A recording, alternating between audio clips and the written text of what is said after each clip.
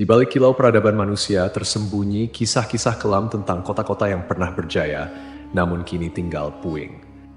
5 nama terukir dalam sejarah bukan karena kejayaannya, melainkan karena kehancurannya yang spektakuler.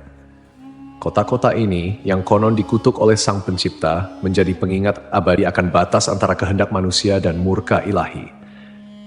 Dari debu dan abu, kisah mereka berbisik, memperingatkan generasi mendatang tentang harga yang harus dibayar atas pembangkangan dan dosa. Mari kita telusuri jejak kota terkutuk ini, yang nasibnya telah diputuskan oleh tangan Tuhan sendiri. 1. Pompei. Pompei adalah sebuah kota kuno yang terletak di wilayah Campania, Italia. Kota ini memiliki sejarah panjang yang dimulai jauh sebelum kehancurannya secara tragis pada tahun 79 Masehi. Pompei telah berdiri sejak abad ke-7 sebelum Masehi oleh suku Ossi. Awalnya, Pompei merupakan sebuah pemukiman kecil yang kemudian berkembang menjadi kota pelabuhan penting di wilayah Napoli. Pompei pun berkembang menjadi kota yang besar pada masanya. Kota ini juga dikenal yang jauh lebih subur daripada tempat lain, karena Pompei terletak di kaki Gunung Vesuvius, sebuah gunung berapi purba yang merupakan satu-satunya gunung berapi aktif di Eropa. Para petani di kota ini banyak yang menanam anggur dan zaitun. Kesuburan tanah ini merupakan salah satu faktor utama yang mendorong pertumbuhan dan kemakmuran Pompei selama berabad-abad. Meskipun Gunung Vesuvius telah lama menjadi bagian dari lanskap kota Pompei, penduduk kota tampaknya tidak menyadari bahaya yang kelak akan ditimbulkannya. Gunung Vesuvius diketahui telah tidak aktif selama berabad-abad, dan pengetahuan vulkanologi pada masa itu masih sangat terbatas. Kota Pompei merupakan bagian dari wilayah kekuasaan Romawi kuno. Banyak dari masyarakatnya merupakan keturunan Romawi, dan di seluruh wilayah Kekaisaran Romawi kuno, praktik prostitusi memang dilegalkan.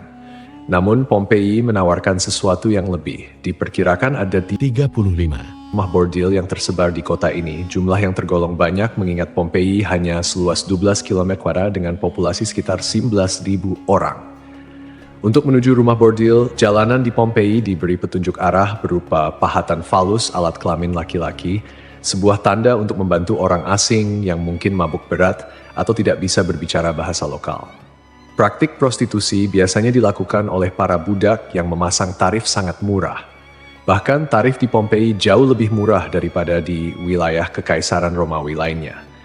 Dengan membayar setara harga seperempat gelas anggur, setiap laki-laki yang datang ke Pompei sudah bisa memesan pelacur.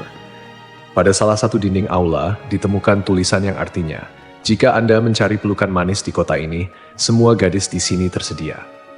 Hubungan seksual yang diwajarkan tidak hanya terjadi antara laki-laki dan perempuan saja. Penemuan grafiti menunjukkan bahwa homoseksual dan pemerkosaan anak juga menjadi hal yang biasa di Pompei.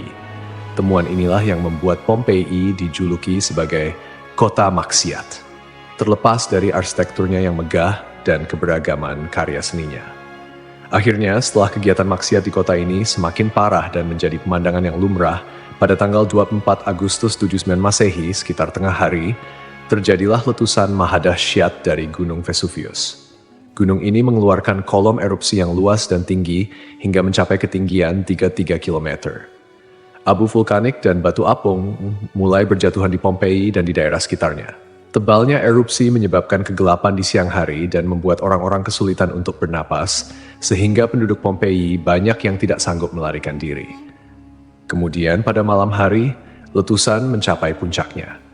Serangkaian awan panas yang mematikan mulai menyapu kota dengan kecepatan tinggi dan membunuh siapapun di kota tersebut.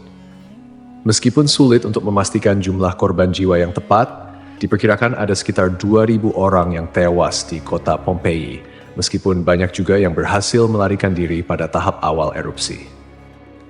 Namun, mereka yang tak tinggal atau terlambat melarikan diri menghadapi nasib yang sangat mengerikan. Kota maksiat ini hancur lebur bersama 500 tahun. Setelah sekian lama, Pompei ditemukan kembali pada abad ke-18 dan penggalian yang dilakukan mengungkapkan banyak artefak serta mumi-mumi yang terkubur di bawah abu vulkanik. Pompei kini menjadi simbol peringatan akan bahaya dari keangkuhan dan dosa manusia.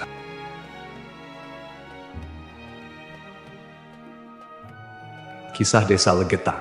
Pada suatu hari di desa Legetang, warga melihat banyak binatang liar berkeliaran di sekitar jalan desa. Binatang-binatang ini, seperti monyet, kera, babi hutan, dan lainnya, bukan berasal dari daerah tersebut. Setelah diselidiki, ternyata hewan-hewan ini berasal dari Gunung Pengamun-Amun, yang berada agak jauh dari desa Legetang. Kejadian ini membuat warga khawatir dan mereka bermusyawarah untuk menyikapinya. Mereka menyimpulkan bahwa turunnya hewan-hewan dari gunung adalah pertanda akan terjadinya musibah besar. Kepercayaan lokal yang menyatakan bahwa hewan bisa merasakan bencana sebelum terjadi mendorong warga desa Legetang untuk bertindak cepat. Mereka memutuskan untuk kerja bakti membuat parit di lembah Gunung Pengamun-Amun sebagai upaya antisipasi bencana, khususnya longsor. Desa Legetang terletak di dataran tinggi Dieng, Kecamatan Batur, Kabupaten Banjarnegara, Jawa Tengah. Desa ini dikenal dengan tanahnya yang sangat subur, bahkan lebih subur dibandingkan desa-desa lainnya di sekitarnya. Sebagai contoh, jika semangka yang ditanam di desa lain hanya mencapai berat sekitar 6 kg, semangka yang ditanam di Legetang bisa mencapai 10 hingga 12 kg. Setelah parit selesai dibuat, kehidupan di desa kembali normal. Desa Legetang adalah desa yang makmur, hanya sedikit orang miskin di sana. Banyak saudagar kaya yang hidup mewah dan uang sering dihamburkan untuk hiburan. Setiap malam, mereka sering berjudi dan mengadakan berbagai hiburan yang tidak pantas, seperti kesenian lengger yang kadang berujung pada tindakan asusila. Kesenian ini yang hanya dilakukan di desa tersebut menjadi simbol betapa jauhnya masyarakat desa ini dari nilai-nilai agama dan moral. Kehidupan malam di desa Legetang. Setiap malam, penduduk desa Legetang terlibat dalam berbagai bentuk kemaksiatan, termasuk perjudian, mabuk-mabukan, dan seks bebas. Mereka yang tidak terlibat dalam perilaku ini tampaknya membiarkannya, seolah-olah itu adalah hal yang wajar. Beberapa sumber melaporkan bahwa tingkat kemaksiatan di desa ini sangat tinggi dengan beberapa laporan ekstrem seperti hubungan seksual antara anak dan ibu kandung. Desa Legetang mengalami hujan yang sangat lebat. Cuaca ekstrem ini disertai dengan petir yang menyambar-nyambar dan suara guntur yang menggelegar di langit yang gelap. Tiba-tiba, terdengar suara ledakan yang sangat keras yang dapat didengar hingga ke desa-desa di sekitarnya.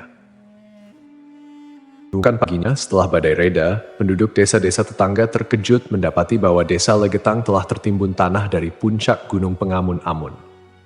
Bencana ini menyebabkan sekitar 332 penduduk asli dan 19 orang dari desa lain meninggal dunia.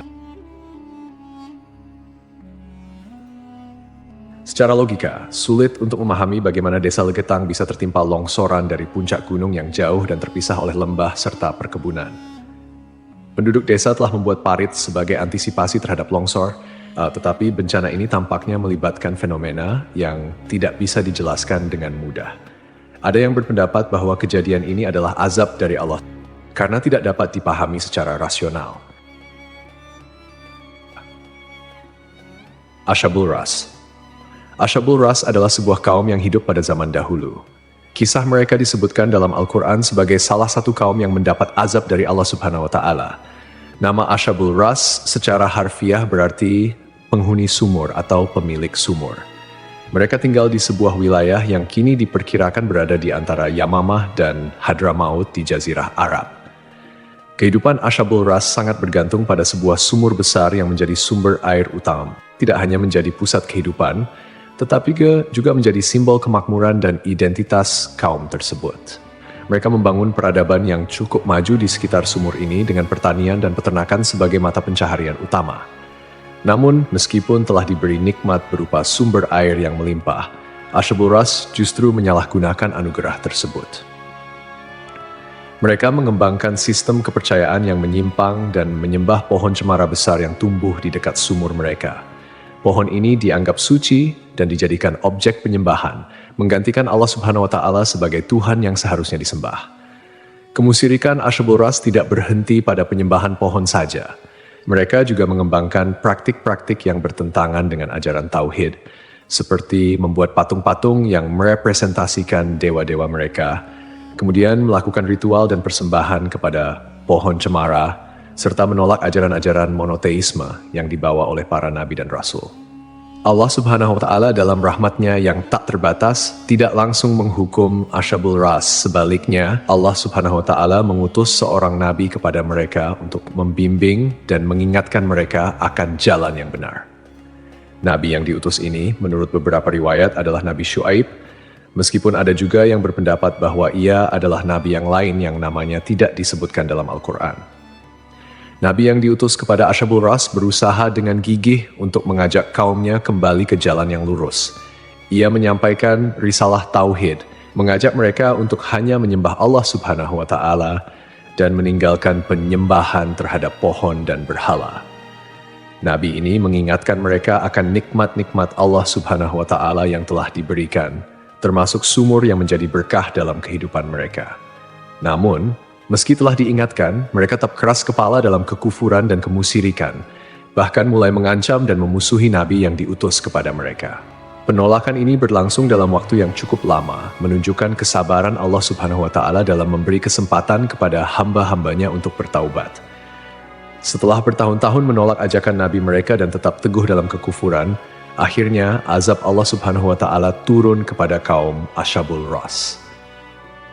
Azab ini datang sebagai konsekuensi dari penolakan mereka yang terus-menerus terhadap ajaran tauhid dan ketekunan mereka dalam menyembah selain Allah Subhanahu wa Ta'ala. Menurut beberapa riwayat, azab yang menimpa Ashabul Ras terjadi dalam beberapa tahap. Pertama, terjadi kekeringan dan paceklik. Allah Subhanahu wa Ta'ala mulai mengurangi curahan rahmatnya dengan menahan air hujan. Akhirnya, terjadi kekeringan berkepanjangan. Tanaman-tanaman mereka mengering dan ternak mereka mulai mati kelaparan. Ini merupakan peringatan awal bagi Ashabul Ras, namun mereka tetap tidak mengindahkannya. Kemudian terjadi pencemaran sumur. Sumur yang menjadi sumber kehidupan mereka tiba-tiba tercemar. Airnya berubah warna, berbau busuk, dan tidak layak dikonsumsi. Hal ini menyebabkan krisis air yang parah di kalangan Ashabul Ras. Lalu datanglah gempa bumi. Sebuah gempa dahsyat mengguncang wilayah tempat tinggal Ashabul Ras. Gempa ini menghancurkan bangunan-bangunan dan infrastruktur yang telah mereka bangun selama bertahun-tahun. Akhirnya, mereka pun binasa, meninggalkan kisah yang menjadi peringatan bagi generasi-generasi setelahnya tentang konsekuensi dari menolak petunjuk ilahi dan hidup dalam kemusyrikan.